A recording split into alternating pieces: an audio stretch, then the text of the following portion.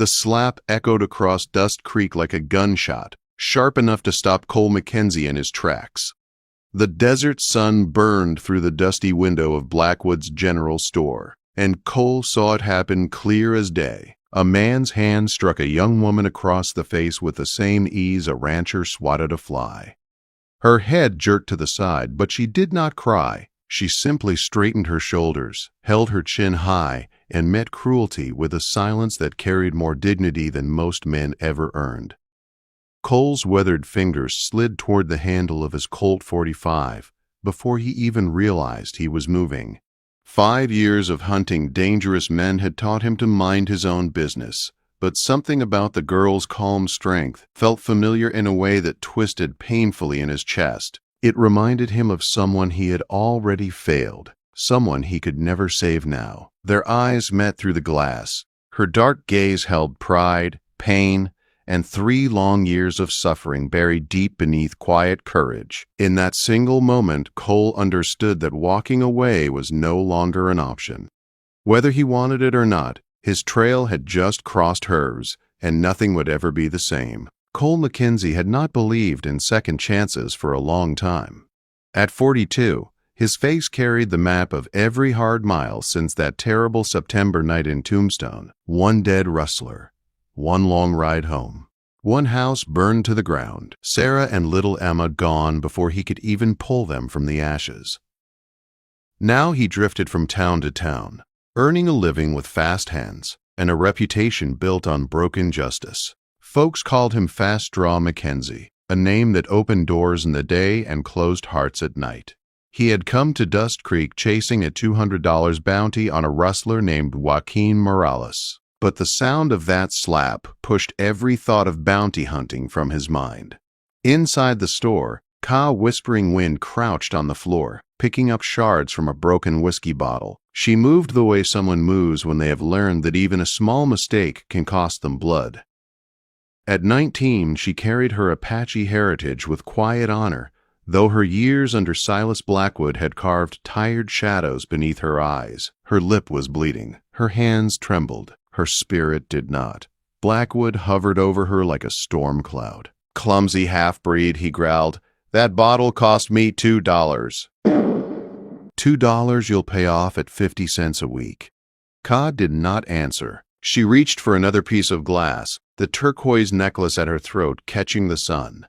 It was the last thing her mother had ever given her. Cole pushed the door open. The bell chimed, and Blackwood turned with a sneer that froze halfway across his face when he saw the man filling the doorway. Cole stood tall, calm, and dangerous, in the quiet way only experienced men could be. His gray eyes swept the room, taking in every detail. The raised hand, the girl's shaking fingers, the fear that hung in the air like dust.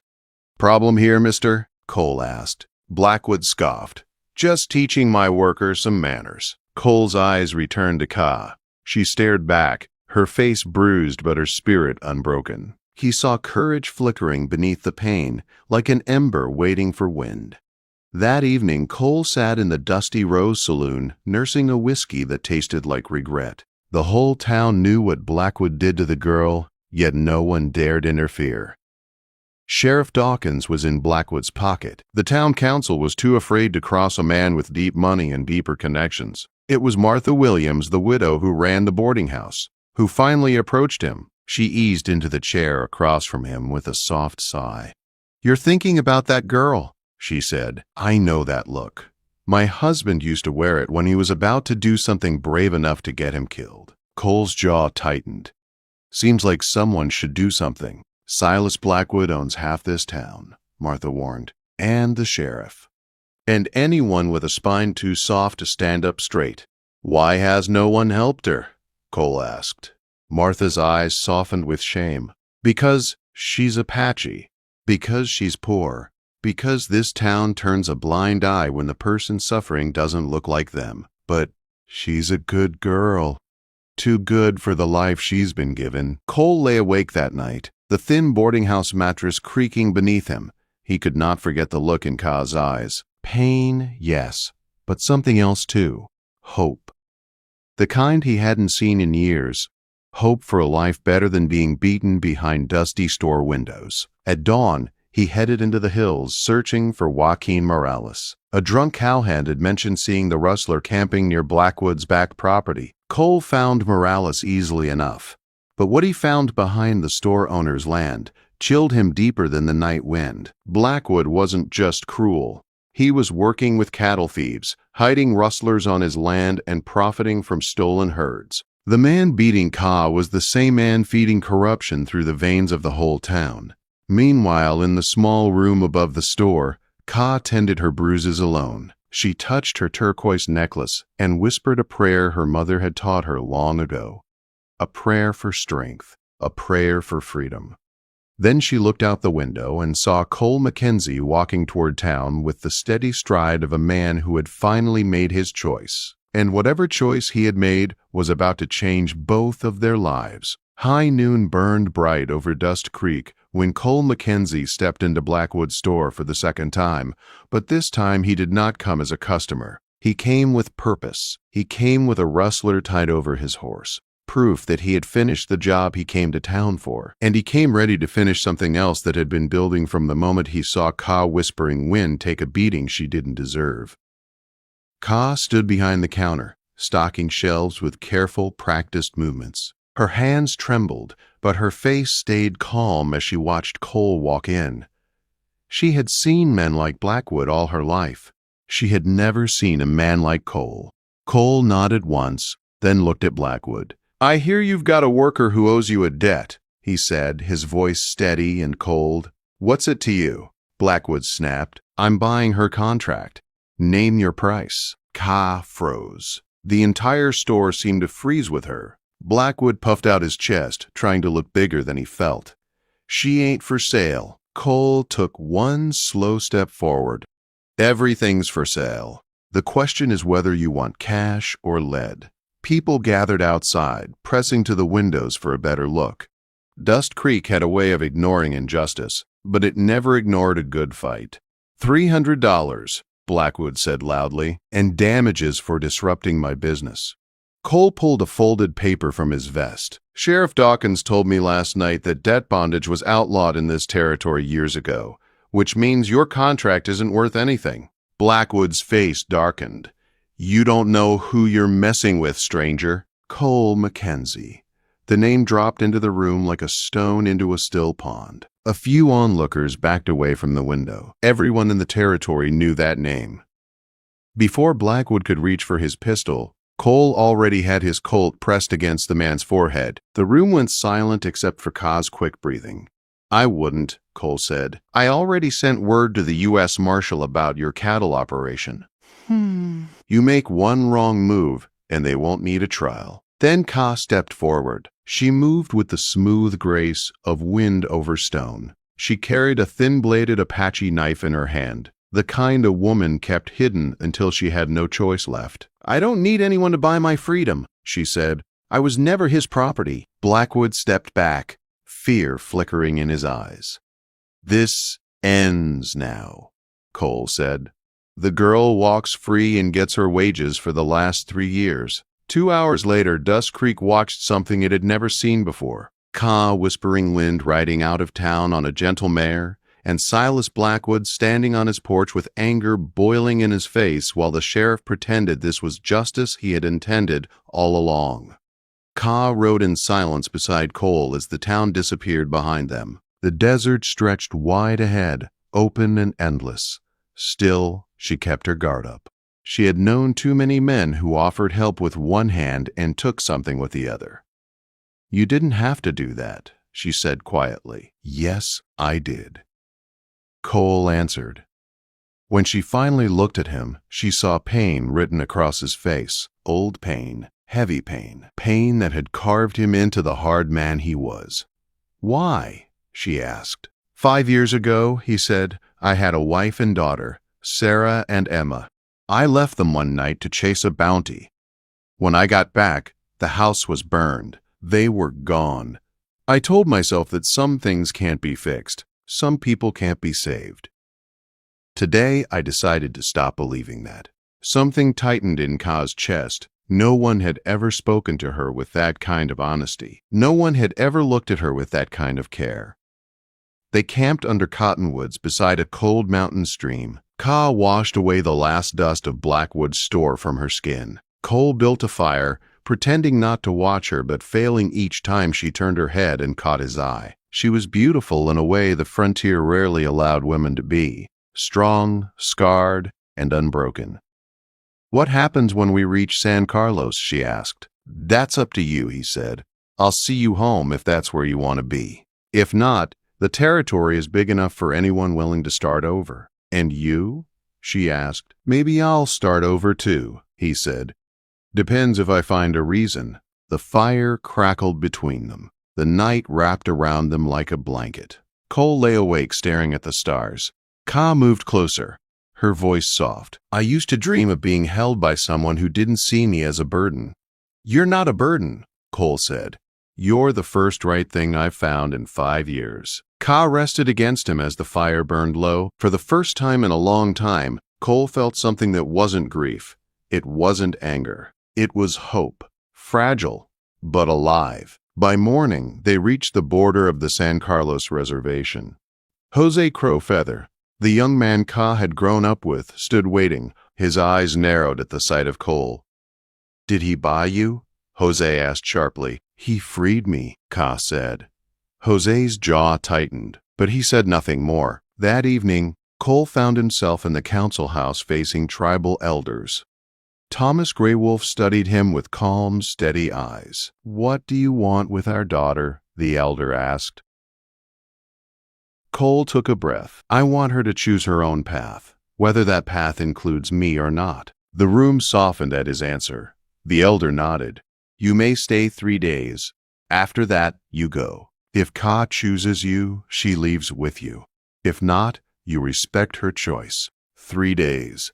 3 days to learn the truth." On the third morning, Cole found Ka by the stream, her feet in the cool water. She had woven turquoise beads into her hair, a sign she was considering a life here. "You've decided," Cole said.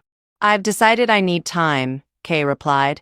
"I need to remember myself." "I need to breathe without fear. I need to know who I am before I know who I can love." Cole nodded, though the words hurt more than a bullet. "I won't be someone's broken bird to heal," she said.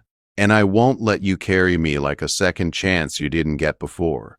Give me 1 year. If what we feel is real, it will still be there." Cole said nothing.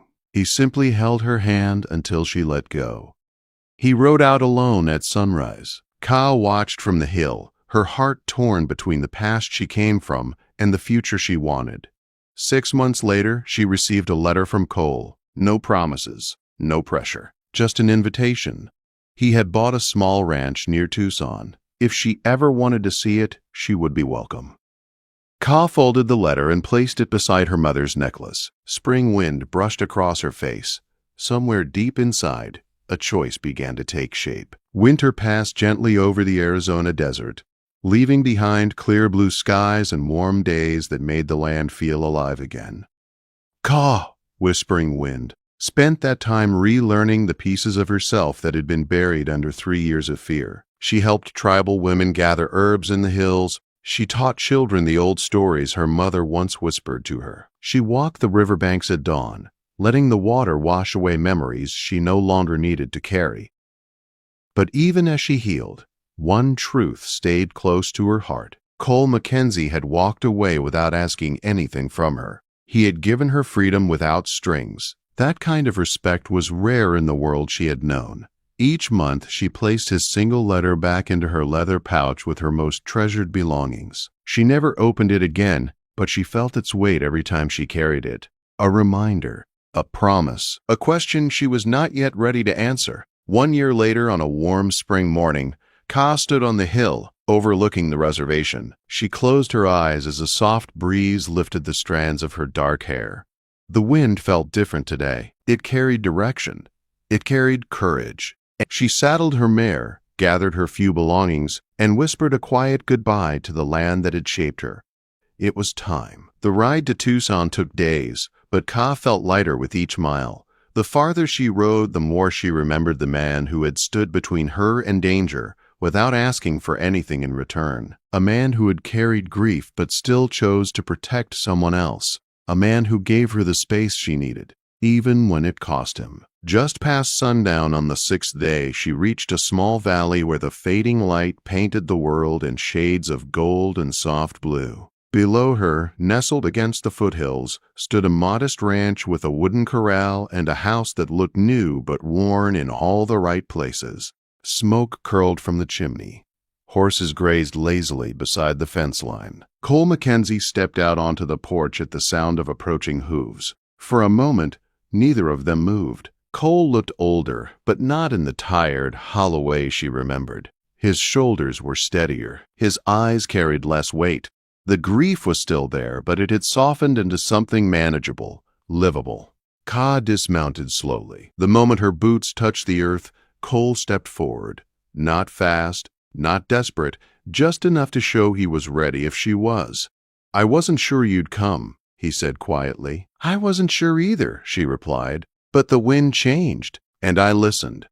He smiled, and it was a smile she had never seen from him before. Gentle, hopeful, real.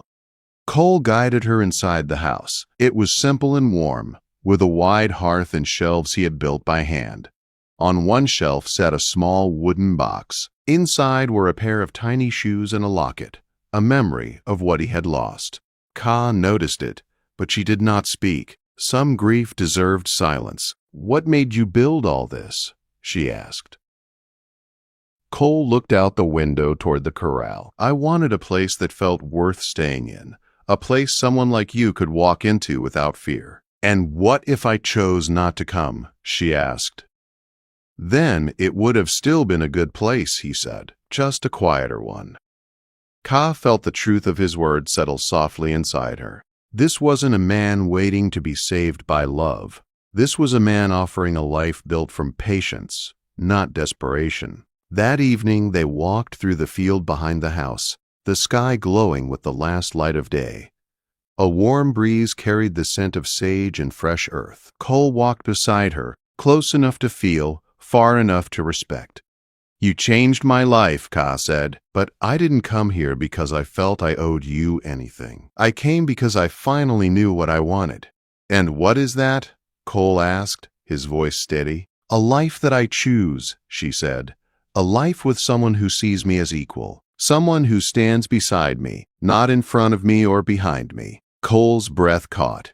You don't need to say anything," she whispered. "I didn't come for words. I came to see if the man I remembered was still here." He reached for her hand, slow and careful. She let him take it. In that moment, the past loosened its grip on both of them. They returned to the porch as stars began to appear. Cole lit a lantern, its warm glow casting soft light across Ka's face. She looked peaceful, strong, whole, a woman fully in control of her story. "Are you staying?" he asked. Ka touched the turquoise necklace at her throat, the same one that had once reminded her only of loss. Tonight it felt like a bridge between where she came from and where she was going. "Yes," she said, "if you'll have me." Cole stepped closer. "I've been hoping for that since the day I heard you cry."